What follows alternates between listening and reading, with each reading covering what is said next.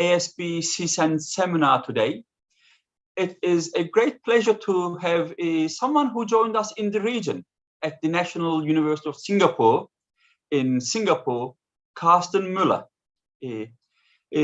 Karsten completed his PhD at University of Warwick and had a postdoc at Princeton, and following that he joined the National University of Singapore. So welcome to region, Karsten. And today we are very grateful to have Karsten's brilliant and award-winning paper titled Credit Allocation and Macro Fluctuations, which won the best research paper award by the European Systemic Risk Board in this year. So that's going to be the presentation today. But before then, before passing the floor or the screen to Karsten, just a little advertising. It's been a wonderful year in terms of seminar speakers and the range of speakers that we had. Thank you very much for joining us in all these seminars. The next one is going to be, which is going to be the last one of the year, is going to be on the 15th of December by a good friend of the region, someone from the region, Ipei Fujiwara from Keio University. Today, in chairing the sessions, I am joined by Ikuo Takei, the assistant professor at Asia School of Business, and Ole Rummel from the SEACEN Centre. And thank you very much, my colleagues Ole and Ikuo, joining us. And Karsten, thank you very much for making time for us today. It's a pleasure having you, and thank you. Floor is yours. Thank you so much, Ozer. Before I get started, I just want to say it's really a privilege that you invited me into this seminar series. If you look at the previous presenters, this is really quite an illustrious combination of people that certainly have much more interesting things to say than me. But nevertheless, I very much look forward to sharing my work with you here today. As Ozer said, the paper is called Credit Allocation and Macroeconomic Fluctuations, and this is joint work with Emil Werner, who's at MIT Sloan. So perhaps just give me a quick thumbs up if you can see my slides properly.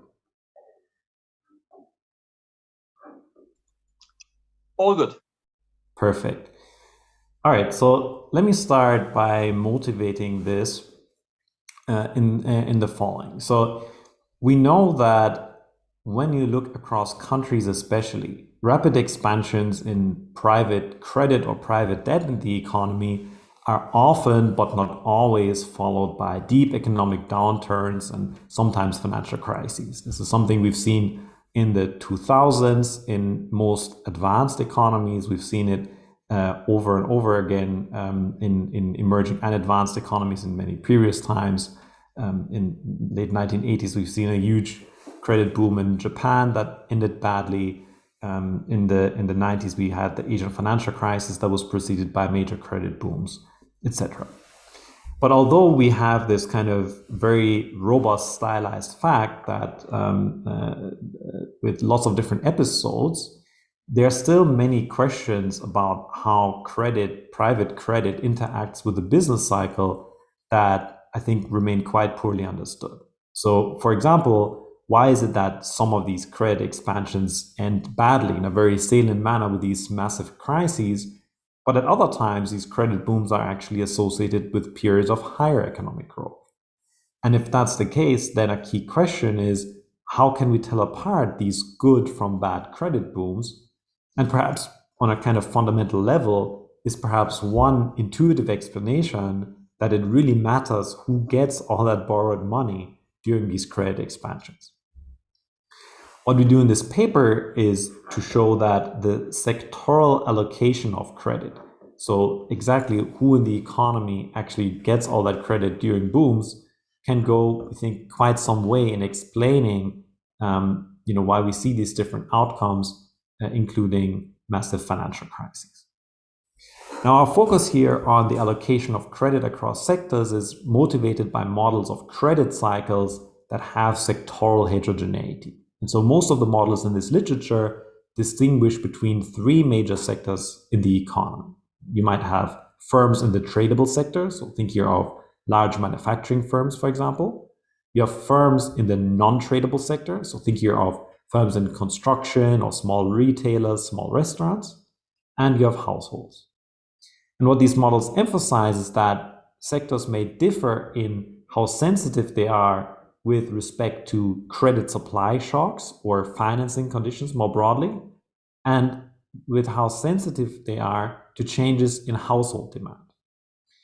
And what these theories would predict is that it's credit to firms in the non-tradable sector in particular, as well as households, that can lead to economic downturns by fueling unsustainable demand booms, by contributing to a buildup of financial fragility and a higher likelihood of financial crises, and by lowering productivity growth through a misallocation of resources across sectors. Now, although we have these strong theoretical predictions from really a large class of models, if you think about the most prominent theories or the most prominent explanations of credit cycles, for example, those that stress the net worth of financial intermediaries or theories that are about behavioral factors, there you don't really need this emphasis on heterogeneity on the borrower side. So we think that whether the allocation of credit actually matters empirically, so what the credit is used for, is very much an open question. Now, to get at that empirically, we first need to measure how who in the economy actually receives credit. So this is a really simple question if you think about it, but with the existing data sets, you can't really answer it.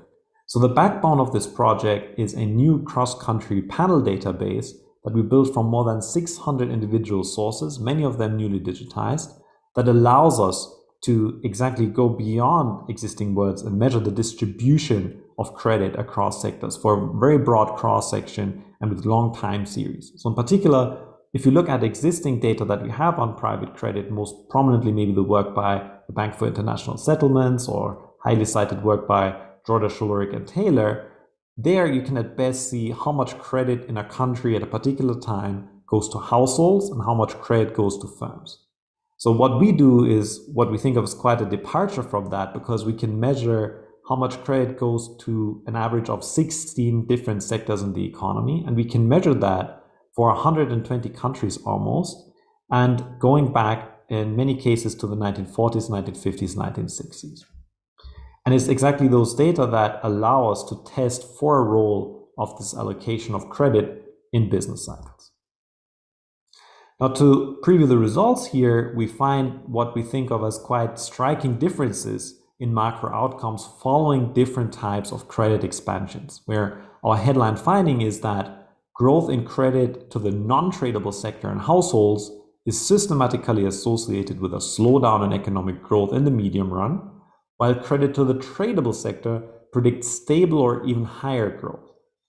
And consistent with models of credit cycles that feature this sectoral heterogeneity, lending to non-tradables and households is associated with a boom-bust pattern in demand, a higher likelihood of financial crises, and lower productivity growth, which in the models at least could suggest a misallocation of resources across sectors. And so the takeaway from our paper is that whether credit booms end badly or not seems to depend to a significant extent on what that credit is actually used for. And the central finding that I really want to underscore here is distinguishing between different types of firm credit is really important for understanding credit cycles, and I will show you that today. Now, of course, we are far from the first to think about the relationship between credit markets and the real economy. There are many studies on the link between credit and financial crises and credit and economic growth. And what we try to do here is to draw on the insights of this largely theoretical literature in international macro to build up what we think is a bit of a bridge between these literatures on credit and crises and credit and growth. And so specifically, we show that differentiating between different types of firm credit along the lines that are emphasized by these theories yields a very consistent picture about when is credit associated with crises and crashes, and when does it predict higher GDP and productivity growth. Okay, so I want to start out with giving a broad conceptual overview how we think about these issues, and then we're going to jump into the data and empirical results. Now, from existing empirical work that I mentioned, we know that credit booms tend to be associated with lower GDP growth going forward. We know that there's an association of credit growth and banking crises. We know this is often driven by an expansion of credit supply, so kind of more lending at lower risk premia, suggesting that investors and banks do not fully take into account the macro risks from some such credit expansions. But already, if we think about differences between household and firm credit, we have somewhat conflicting results in the existing literature. So because of that, we really don't have a good sense of why some of these credit booms end badly. And so this is where we come in when we try to make progress by explicitly building on theory, and in particular on these models in the open economy literature that make quite striking predictions, we think quite clear predictions about which types of credit booms should end badly, namely that it should really be firms in the non-tradable sector and households, and not firms in the tradable sectors, that should be associated with these bad credit booms. Now, instead of thinking about this as tradable and non-tradable as this theory literature does, of course, you could also think about sectors that just differ among some specific characteristics. For example, how redeployable is the capital, is the collateral of these different industries, etc. And indeed, there's some work that tries to kind of think about micro foundations of this differentiation between tradable and non-tradable, and we'll get into that a bit as well. Now, to get at these questions in the data and to think about the differences between tradable and non-tradable sectors, we first have to take a stand on what do we mean by that, by tradable and non-tradable. For households, it's relatively straightforward.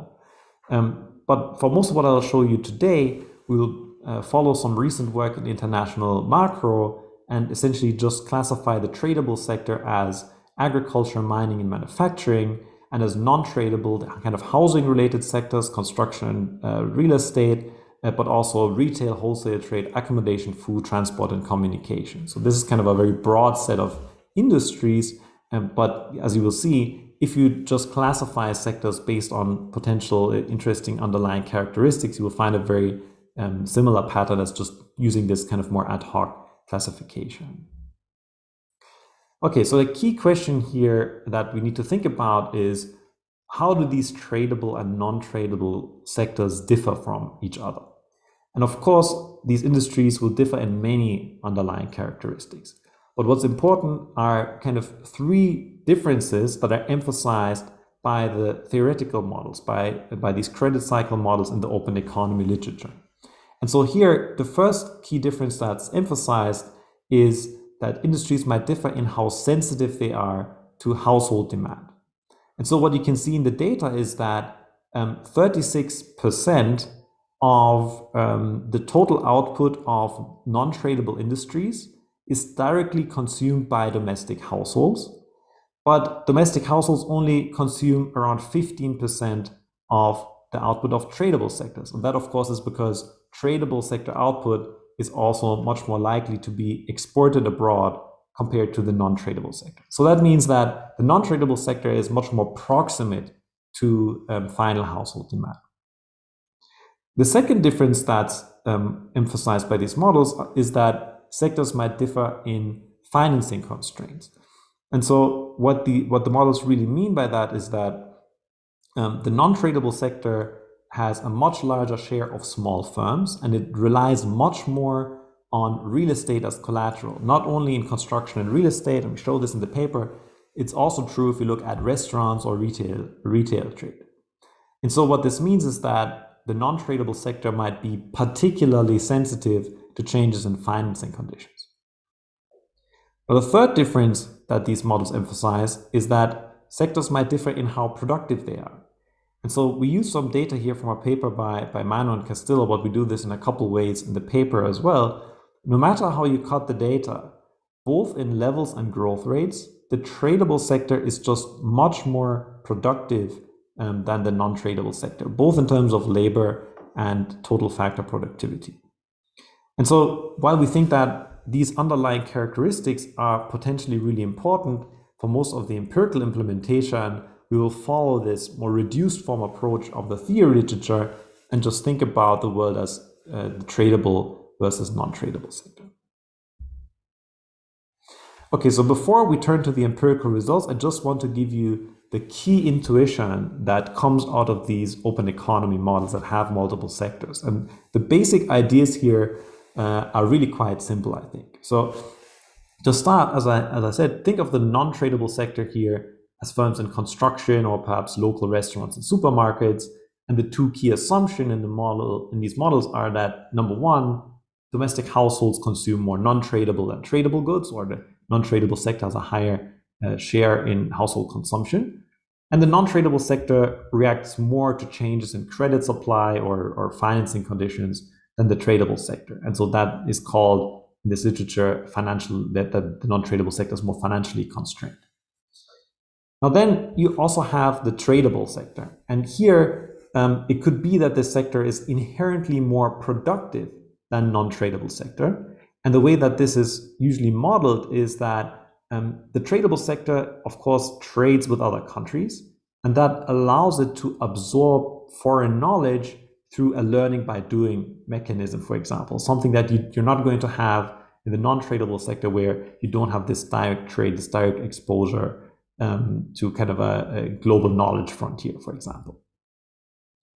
Now, with these assumptions in hand, these models then study what happens in this economy if you have an exogenous increase in credit supply, which in the models is just a drop in the international interest rate. And so once you get such a credit supply shock, you will get an increase in credit output and the relative prices of the non-tradable sector, because first, the non-tradable sector will directly react more. It's more sensitive to these financing conditions, but also households will want to borrow more. And so because they have a higher demand now for non-tradable goods in particular, this will increase the relative prices of the non-tradable sector. And so during this expansion phase, as a result, there will be a reallocation of economic activity from the tradable to the non-tradable sector.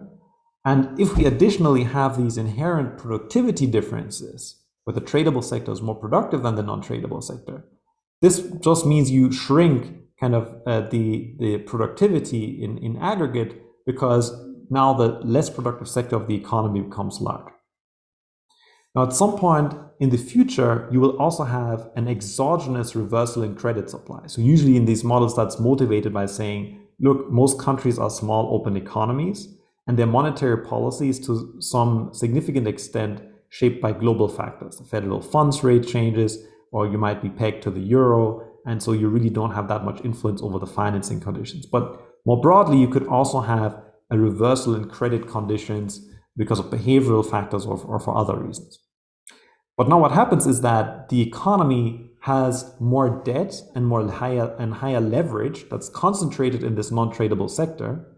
And together with this increasing cost of borrowing, because now you have this interest rate reversal, this will lead to large-scale defaults in the non-tradable sector, and it can even lead to a self-fulfilling crisis.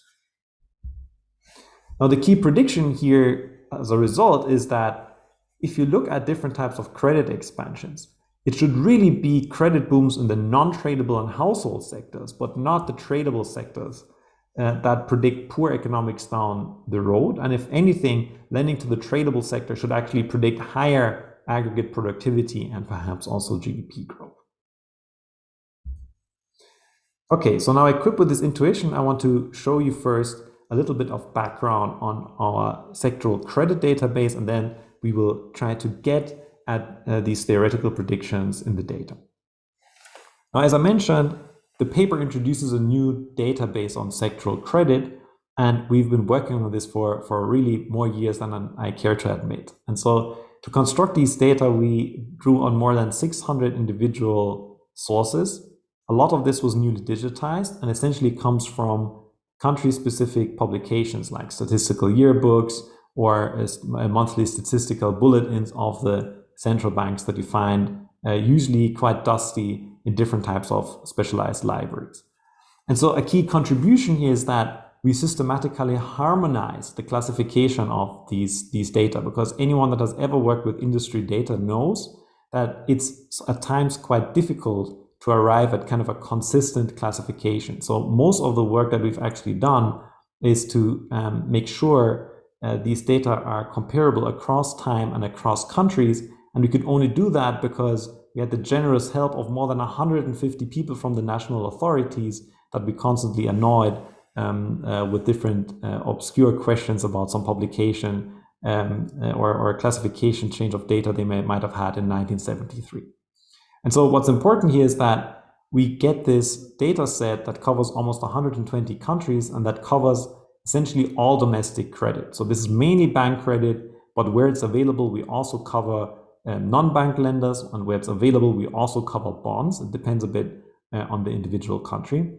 And we're currently in the process of updating this data to include data for 2020, 2021, and we'll make an updated version available for the public next year. But anyone that's interested in working with these data, feel free to just reach out to me, and we'll see what we can do, and we should be able to share and kind of a version of this already with you.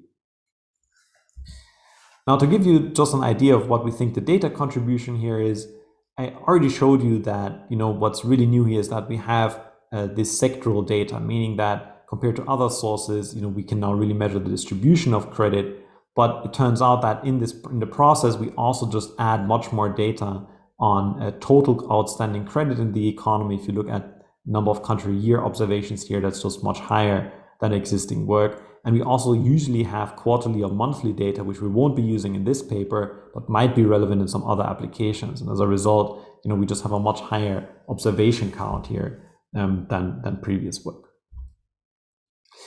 Now, these data allow us to provide some stylized facts about the allocation of credit across time and space. So for example, we can confirm here with a much larger sample than previous work that it's really household debt that explains most of the increase in private credit relative to GDP over the past 50 years or so. And you can see that here in this kind of dark blue shaded area on the top, that this credit to GDP ratio has increased quite a lot, but it really comes from household debt. Firm debt relative to GDP has actually been relatively stable since the 1980s or so on average. Now, what's more novel is that we can also look at the breakdown of lending to firms across different industries. And that's what we'll be relying on heavily in this paper, which I'm showing you on the right-hand side here. And what this shows is that the share of lending to agriculture, manufacturing, and mining, that was really kind of the bulk of the business model in most countries of the financial sector up until the 1980s.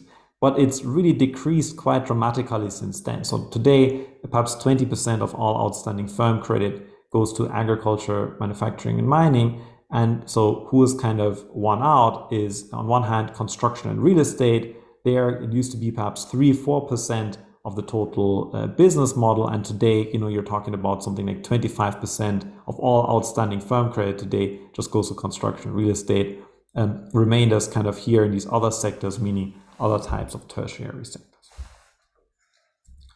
Now, next, I want to show you a case study that I think is very much representative of what we see happening in our data around major credit booms. And this pattern holds both in advanced and emerging economies. And the example I picked here is Japan. So as you know, Japan experienced this really major credit boom in the 1980s that was followed by a banking crisis in the early 90s, which you kind of shaded here in gray. And what this graph shows is that most of this credit growth was concentrated in lending to households, but also lending to firms in real estate development, as you may expect, because there was a major housing boom going on. But what's important is really two other sectors here, which is that you also see a lot of credit growth going to accommodation and food, kind of a typical, largely non-tradable sector. And if you look at manufacturing here at the bottom, you can see that despite this massive ongoing credit boom, if anything, manufacturing credit actually declined over this period in Japan. And again, you're going to see very similar patterns if you look at the tequila crisis of 1994 in Mexico, if you look at the Spanish banking crisis of 2008, or the Portuguese crisis or the Irish crisis, you look at the Scandinavian crises, you'll see very, very similar pictures. Now, next, I want to put these patterns a bit more to a systematic test. And so to do that, I will now show you impulse responses from local projections that are commonly used in this literature. So what that will mean is we look at regressions of changes in log real GDP in a particular country between today and some future date t plus h, and we'll regress that on country fixed effects and then lags of changes in credit to the non-tradable sector relative to GDP, the tradable sector relative to GDP, and household credit relative to GDP. We're going to look 10 years out into the future to capture kind of this medium-term credit cycle. And we're going to put in 5 lags here of both the dependent variable and these credit variables to mop up any mean reversion. And so I'll show you 2 different types of standard errors here that account for the fact that credit booms do not happen in isolation. They tend to be correlated across countries at the same point in time. And while these impulse responses I'll show you don't necessarily capture causal effects, they do answer an interesting question, we think, which is conditional on you seeing one particular type of credit expansion, what happens to GDP on average? And so with this in mind, the patterns here are the main result of our paper. What you can see here is the response of real GDP to innovations in credit to firms in the non-tradable sector on the left-hand side, and innovations in credit to the tradable sector on the right-hand side. So for now, these here don't take into account household credit. And what these impulse responses suggest is that lending to the non-tradable sector is systematically linked with an economic slowdown after kind of 4, 5, 6 years, while credit to the tradable sector predicts stable or in the medium run even higher economic growth. And in the paper, what we think is quite important is we show that you will get the exact same result if instead of looking at credit relative to GDP and changes in that, you look at credit relative to value added, so kind of more a notion of leverage, or if you just control for changes in value added of those sectors or output of those sectors. So in other words, it really seems that we're capturing something about credit and leverage and not just something about changes in the composition of the economy. Now, from previous work, we already know that household debt predicts medium-term slowdowns in economic growth. And this is something we can replicate here as well if you look at the right-hand side. But importantly, even when we control for household credit, this leaves this really opposite pattern for the non-tradable sector and the tradable sector unchanged. And so when we look at the magnitudes here as well, a 1 standard deviation increase in the non-tradable sector here is associated with a percentage point lower GDP growth over 3 to 4 years, which is actually quite sizable.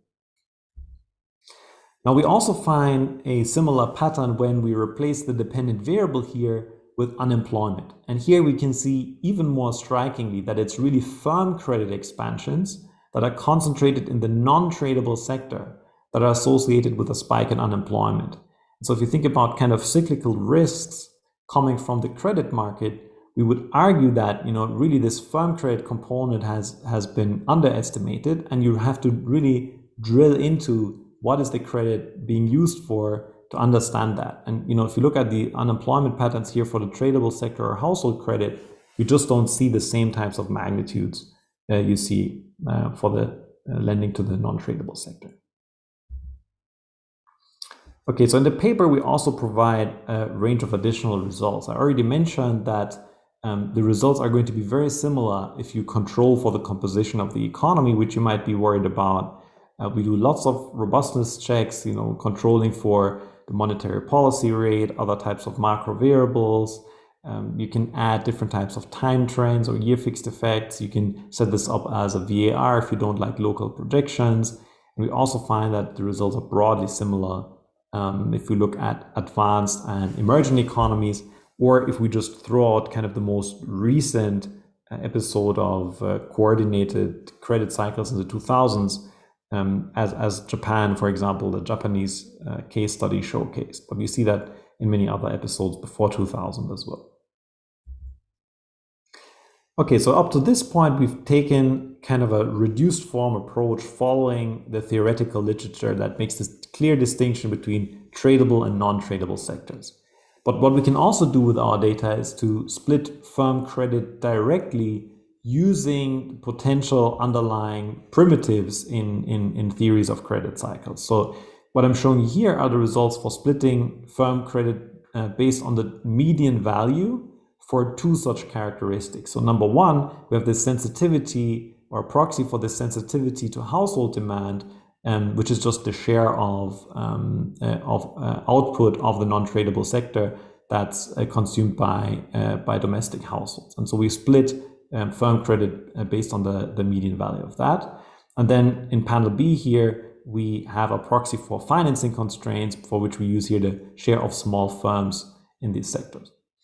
And in both cases, you can see that the results here, where the dependent variable is again GDP growth, they line up quite closely with this main distinction of tradable and non-tradable sectors, in that credit to industries that have a high proximity to households, so they're close to final household demand, or industries that have a high share of small firms that might potentially be more financing constraints, they predict a boom-bust pattern in output. So contemporaneously, you're going to get a positive correlation with GDP growth that quickly turns negative and stays negative in a highly statistically significant way. But if you look at these other industries, if you look at those that have a low proximity to households, they're far away from final household demand, or industries that only have very few smaller firms, those just have a positive and kind of constant correlation over time with no sign of a boom-bust pattern inside here. And again, what this suggests is that these underlying characteristics are important, but just differentiating between tradable and non-tradable sectors seems to be kind of a useful demarcation for understanding credit cycles. Now, an alternative approach is to ask, what does the path of GDP look like depending on seeing different types of credit booms? And so, up to now, we've just used the full distribution of changes in credit, but, you might say, well, isn't the problem really if you have very large expansions in credit, kind of credit booms? And so to look at that, we first identify slightly over 100 credit booms in our sample based on a detrended measure of total credit relative to GDP. And then what we do is we divide these booms into two buckets. First, we have 75 cases where there's an increase in the share of the non-tradable sector and households in total credit during that boom. And so we call those non-tradable biased credit booms. And then the remaining cases go into this blue bucket here, which we call tradable biased credit booms. So these are ongoing credit booms, but during the credit boom, the share of the tradable sector in total credit actually increases. And so what you can see here is that even if we condition on a major credit boom, it's really this drop in GDP that we see after credit boom is really only present during these booms that are concentrated in the non-tradable sector and among household credit. Even if you have a major credit boom, but most of that lending goes to the tradable sector, you don't see a similar pattern. You kind of see this stable GDP following those booms. Okay, so what I've shown you so far is some evidence that different types of credit booms seem to be associated with different macroeconomic outcomes, and that this differentiation between thinking about the tradable and the non-tradable sector in the economy seems to be an important feature of the data and seems to be kind of a useful classification to think about credit booms. But what are the potential underlying channels? Why do we find this result that different types of credit booms predict lower growth? And so, as I mentioned earlier, models of credit cycles that have this sectoral heterogeneity, they mainly emphasize three key predictions. So the first prediction is that lending to non-tradables and households should be linked to a real exchange rate appreciation and a reallocation of economic activities, employment and output from the tradable to the non-tradable sector. And you get that, for example, in Schmidt-Grohe and Uribe's 2016 JPE paper. The second prediction is that lending to non-tradables and households should predict financial crises. This is something that you get, for example, in the 2004 paper by Schneider and Tornell, and conditional on you experiencing a banking crisis, you have the prediction that most of the defaults should be concentrated in the non-tradable sector, so among firms in the non-tradable sector. The third prediction is that lending to non-tradables and households should predict lower productivity growth, where the channel in work, for example, by Ricardo Reis, who had this prominent paper on the Portuguese slump of the 2000s, but there's another widely cited paper by Benigno and Fonaro on this. The channel is essentially, well, the tradable sector is on average more productive than the non-tradable sector. So if the non-tradable sector expands because of because of this kind of credit supply shock, well, that's just going to lead to lower aggregate productivity growth. And so in the remainder of the talk, what I want to show you is some empirical evidence that's consistent with these predictions. Now, first, in the data, we find that changes in credit to the non-tradable sector and also households is indeed associated with, first, an increase in the output and employment share of the non-tradable sector. So you can see this here in column 1. And also a real exchange rate appreciation, which I'm showing you here in column 2. And so what this might suggest is that these types of credit booms really boost demand rather than the productive capacity of the economy. And so if you look here at the tradable sector, that really doesn't have much of a correlation contemporaneously with output shares or with the real exchange rate. Now, next, what I think is particularly important is what happens when we look at differences in financial fragility or the likelihood of financial crises. And so to start, we look at patterns of changes in credit to GDP around major systemic banking crises, essentially just replicating the existing literature. So what we do here is start by making some event studies where 0 is the year of a systemic banking crisis. We'll use some data from Barron, Werner and Chiong, and Levin and Valencia. And then we just look at changes in credit to GDP around that. And what you can see is, consistent with existing work, in the run-up to such crises, credit growth outpaces GDP growth. So you see that the ratio of credit to GDP goes up before such crises. But what's really important is that our data allow us to do, for many more countries, what compared to what other people have done, to first split this into household and firm credit. And the key takeaway here is that household debt tends to expand perhaps somewhat earlier than firm debt before systemic banking crises, but we do see a major spike in firm credit growth in the run-up to financial crises. Now, more importantly, we can also look at what is it that accounts for this growth in firm credit in the run-up to crises. And here, what we find is that almost the entirety of this credit growth is driven by the non-tradable sector, while there are very few changes, negligible changes, in tradable sector credit around banking crises. And what's key here is that this non-tradable sector firm credit expansion is really not only driven by lending to housing-related sectors, which you might expect, construction and real estate, but it's also driven by other types of non-tradable industries, such as trade, food and accommodation, and to a lesser extent, transport and communication. If we look at tradable sectors, agriculture, manufacturing, and mining, these really have a very little correlation with the incidence of crises. Now, another way to do this is to confirm these findings using standard predictive regressions, where the dependent variable here now is a dummy equal to 1 for the onset of a systemic banking crisis. And the independent variables here are different measures of credit growth. And so what we find here is that it's really lending to firms in the non-tradable sector that is the most statistically significant predictor of banking crises and also has the largest estimated coefficients, even more so than household debt. So, if you look at the numbers here, for example, you can clearly see that, if you look at the probability of a crisis happening within 1, 2, 3 years, non-tradable sector credit seems to be the most important variable. Now, again, we see that the tradable sector credit to that is really uncorrelated with the incidence of crisis. And just to give you a sense of the magnitudes we find here, in this sample, the unconditional probability of a crisis happening is 3%.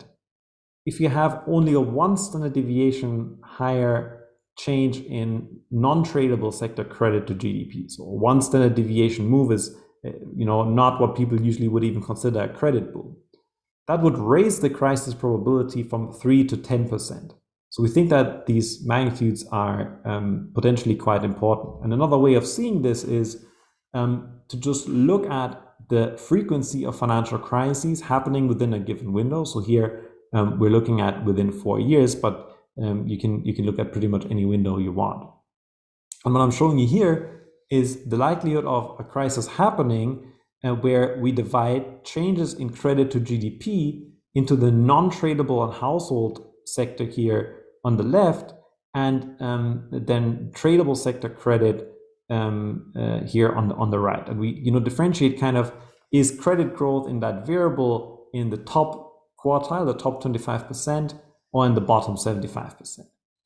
And what you can see immediately here is that the change in credit to non-tradable household sectors, if that's in the top quartile, there's kind of a 20 to 25% probability of a banking crisis happening. So quite a large magnitude. We're looking at essentially just one variable here. And importantly, whether you have a lot of growth in credit to the tradable sector or not, that really doesn't seem to matter much, right? So we see kind of a 1 percentage point increase here. So what's really matters seems to be whether you have high growth in credit to non-tradables and households. And again, what this suggests is that credit booms in the non-tradable sector are really what you should be worried about.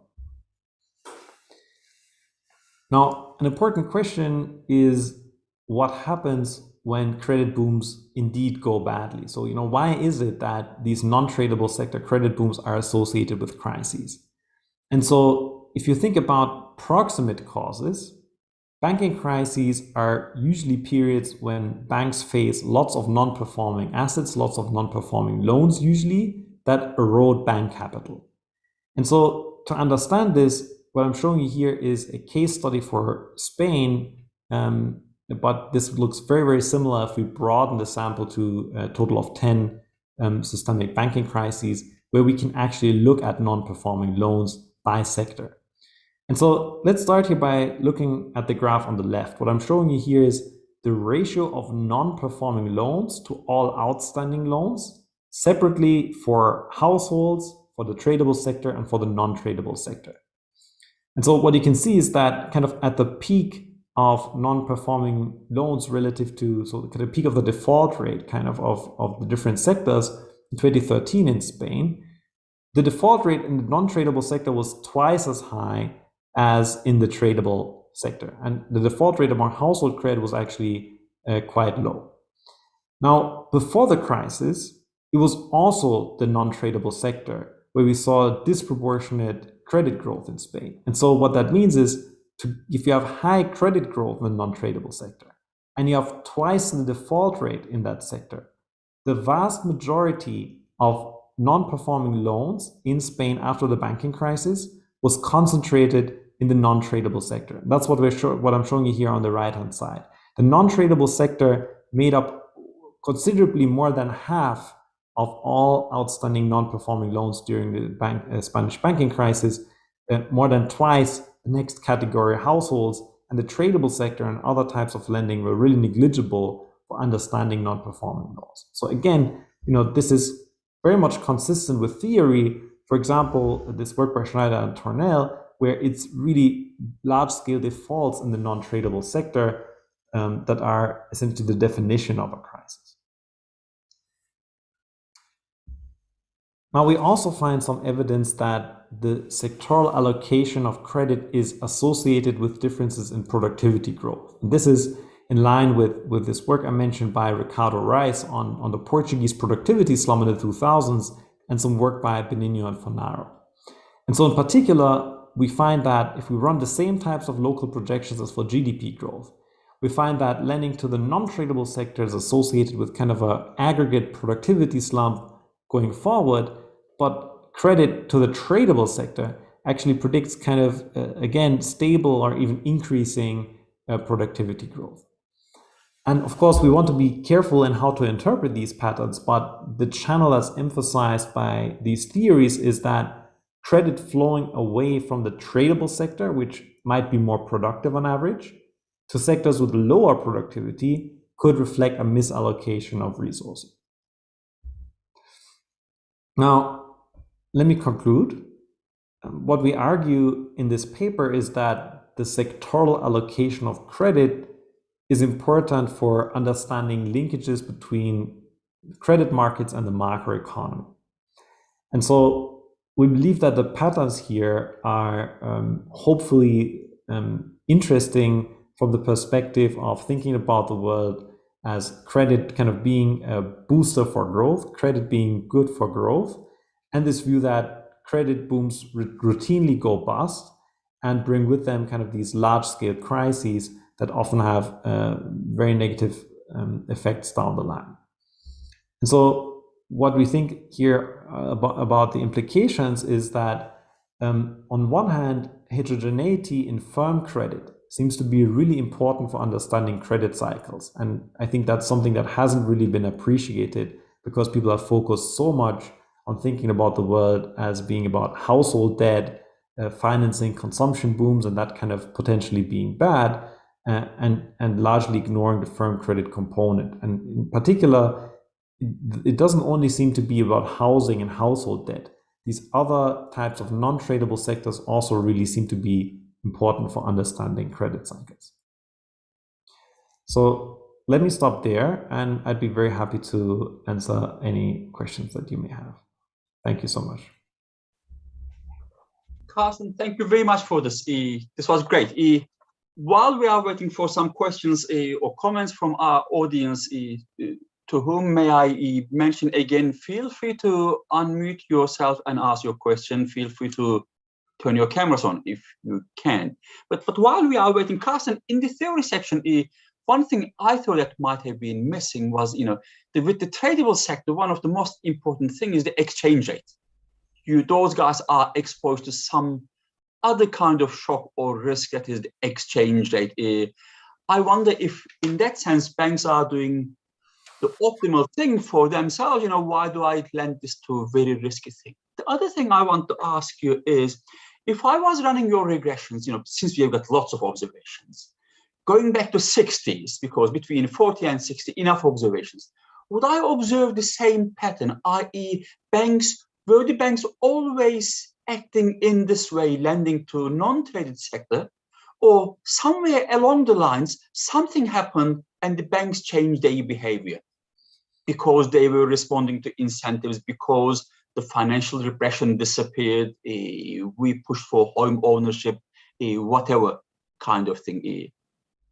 Yeah, no, these are great questions. So let me maybe take them in reverse order. So I think the really important question is, how stable do we think these types of patterns, these kinds of explanations are over time?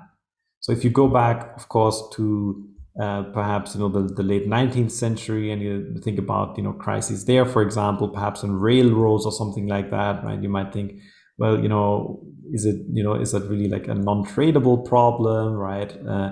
Or what's going on? And in fact, if you read these Austrian business cycle theories, they often have something to say, actually, of course, about fluctuations in credit and the economy, but also the types of goods that should be associated with boom bust cycles. And in fact, I think in Austrian theories, they use different language and so on, but I think there it's often talked about kind of consumption goods and non-consumption goods, and they would maybe make the opposite prediction of what we're finding here. So I can't answer your question about 1940s to 60s. I have not actually run that regression. I know that the patterns look similar if you also go back to before 1990, maybe before 1980. But I think it's very much an open question, and I don't think this is well understood at all. Why do we even see these changes, right? As you said, you can come up with stories. Maybe, the tradable sector always had access to international capital markets, and then, under financial repression, that was kind of fine. But then, when you open the financial sector, right, if you have these deregulations in the banking sector, now also the previously constrained non-tradable sector can borrow, and that could be one explanation. Right? Or related to a question about the exchange rate, if you open your capital account, then it might also be that exporters now face this kind of more global competition, for example. Or you have kind of a capital inflow that appreciates the real exchange rate, that hurts your manufacturers, your tradable sector, and as a result of that, you just that sector just shrinks kind of from the demand side. Yeah, generally speaking, I think is it the rational thing for banks to lend to the non-tradable sector? I mean, obviously, the fact that we do see these patterns in the data, the fact that we see this increasing role of especially lending to construction and real estate, I mean, people, as you said, they react to incentives, right? So, and the same is true for bankers. So one hypothesis here, that's kind of very simple from corporate finance is, if you think about the collateral that underlies these non-tradable sectors, that tends to be either real estate or other types of relatively easily redeployable type of collateral, right? So if you as a banker, to the extent that default rates are uncertain, but you think that, okay, if things go badly, I just want to make sure the borrower has good collateral, then you would think at the margin, it makes more sense for them to lend to the non-tradable sector. That's certainly, one kind of explanation. And again, exactly as you say, why bother with, firms being potentially exposed to exchange rate risk in the tradable sector, right? Why bother with perhaps valuing very specialized machinery or, other types of assets that they may have? I think those are what you mentioned. I think those are good potential explanations for why is this going on in the first place. Thank you, Karsten. More questions, comments? I have a question. So I actually have two questions. So throughout the talk, I saw evidence suggests that the high credit growth in non-tradable sector leads to financial crisis. And then the first question is that, given the current COVID situation, are we at the risk of financial crisis? So credit is obviously booming in Japan. Credit to GDP ratio and real estate sector is deviating from historical level. So again, the question is that, do we observe the high credit growth in non-tradable sector? And if it is so, do you think that it is a risk? So that's the first question. And the second question is about the data. So the difference between the tradable and non-tradable sectors might be driven by other unobserved factors. So at the same time, in the literature, there are showing that the firms are using different type of debt, and debt heterogeneity implies firms might be facing different types of debt and also degrees of financial frictions. So that heterogeneity could be a difference in maybe maturity. Alternatively, that heterogeneity could be coming from difference in different types of lenders. So therefore, my question is that, is it possible to extend your data set to incorporate more detailed information about debt structures, such as debt maturity and types of lenders? So these are two questions. Yeah, I think these are great questions. Thanks so much, Iko. I really appreciate those. So again, let me take them in reverse order. First, can you extend these data? What about the role of debt structure? So totally agree that you see quite substantial differences in how the tradable and non-tradable sectors finance themselves.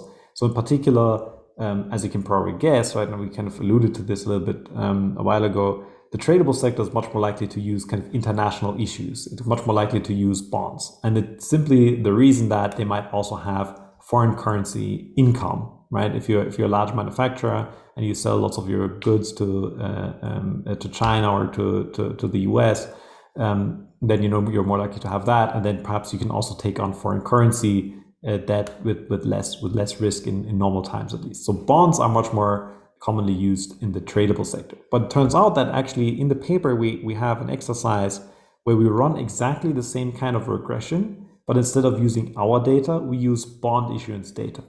And what you see there as well is that bond issuance by the non-tradable sector predicts downturns, and bond issuance by the tradable sector predicts higher growth.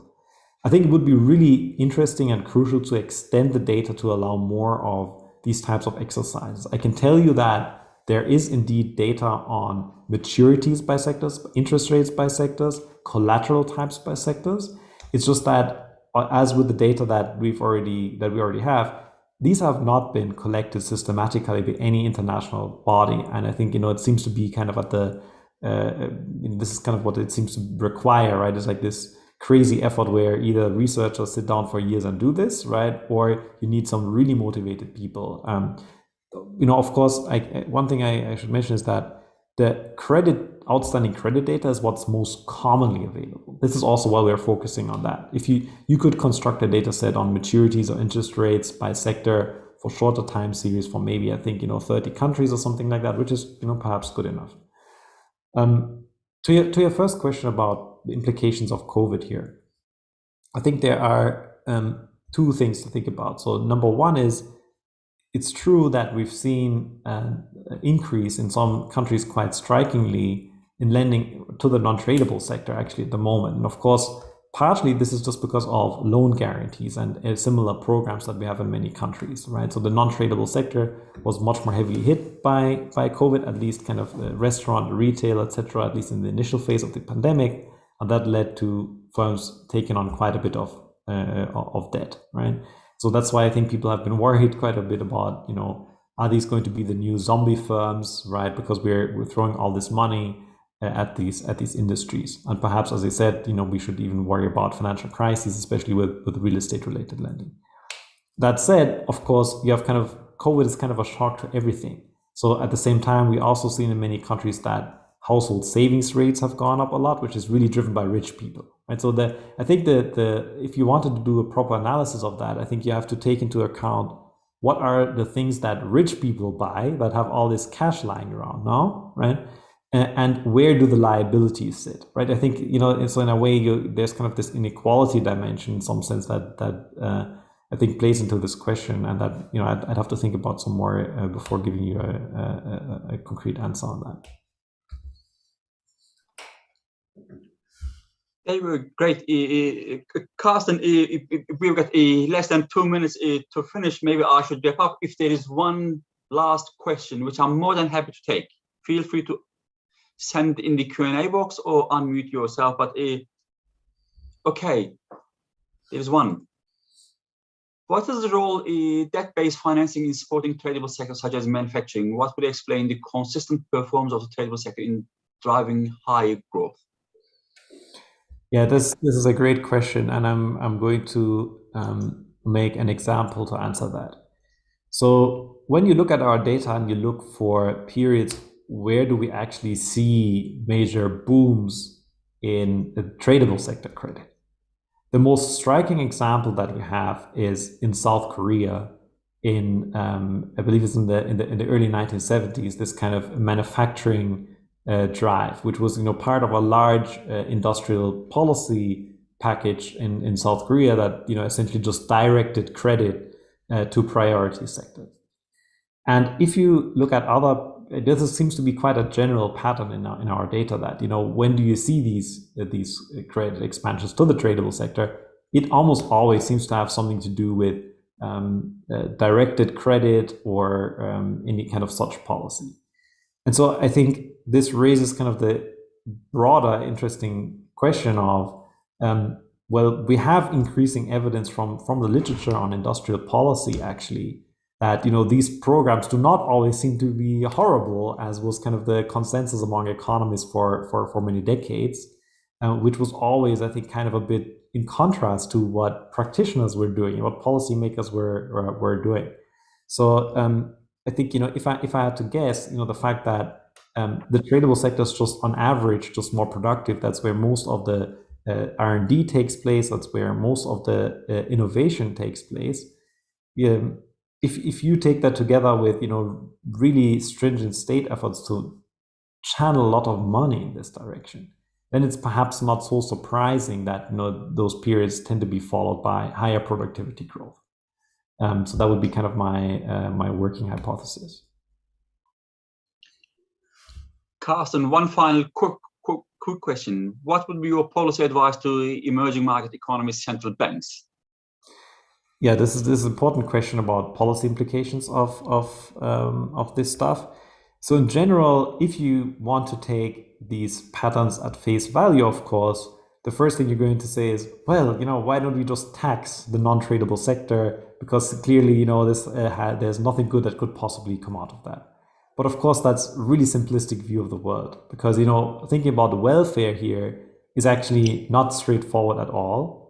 And the second problem is simply an implementation problem, right? So even if you thought, okay, we should do some kind of tax on the non-tradable sector, first you would have to measure that somehow, right? And also, I think when you go to these targeted levels of regulations, the politics become really hairy. I have another paper on election cycles in macroprudential regulation, and there I find exactly that it's those very targeted tools, particularly those aimed at housing, that are subject to an election cycle. You don't see that for tools that are not so much targeted. So, in that sense, I don't think I have particularly good news on the policy front. What I would say is that, similar to the Korean case, as soon as you want to go very targeted, really the line between industrial policy and credit policy or financial stability policy becomes very blurry. And so, what we kind of want to work on going forward is to think a bit more carefully about exactly those lines. So, what about those programs of directed credit that send a lot of credit into priority sectors? Are there circumstances where that can be a good idea? And how should you think about that in terms of financial stability as well?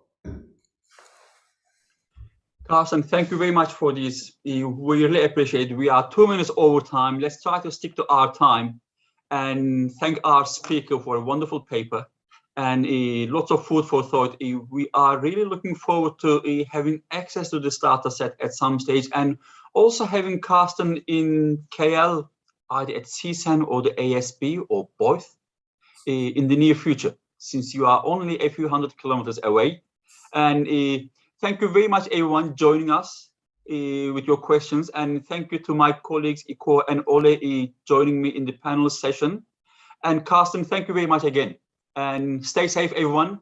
And see you on December the 15th. Bye. Thank you so much again.